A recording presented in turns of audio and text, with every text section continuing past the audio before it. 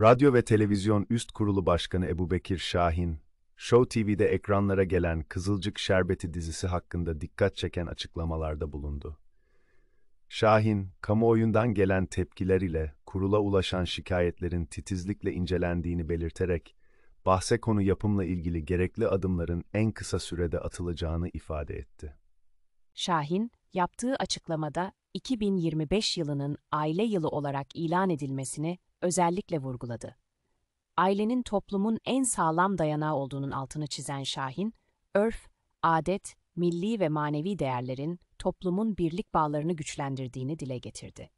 Aileyi hedef alan her yayının yalnızca ekranlarda kalmadığını, çocukların ruh dünyasına, gençlerin geleceğine ve toplumun huzuruna doğrudan etki ettiğini kaydetti. Kızılcık Şerbeti dizisine yönelik değerlendirmeler kapsamında, kamuoyunun hassasiyetine kulak verildiğini açıklayan Şahin, halkın müsterih olmasını istedi.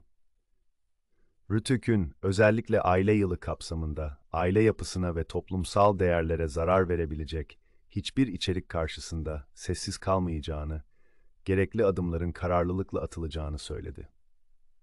Açıklamasında yayın hayatı boyunca aile kurumuna, örf ve adetlere, milli ve manevi değerlere özen gösteren televizyon kanallarına da teşekkür eden Şahin, bu duyarlılığın daha da artarak devam etmesi temennisinde bulundu. Rötük, söz konusu dizi hakkında resmi olarak soruşturma başlattığını duyurdu.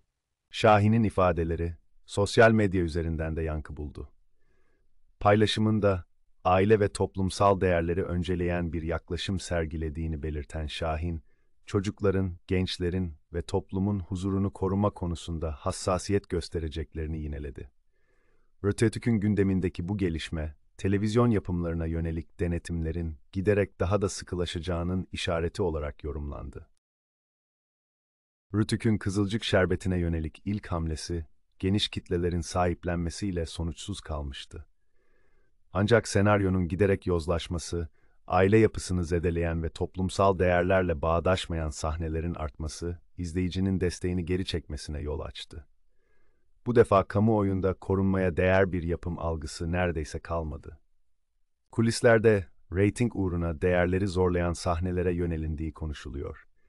Bu da Rötük'ün yeni müdahalesine verilen desteği güçlendiriyor.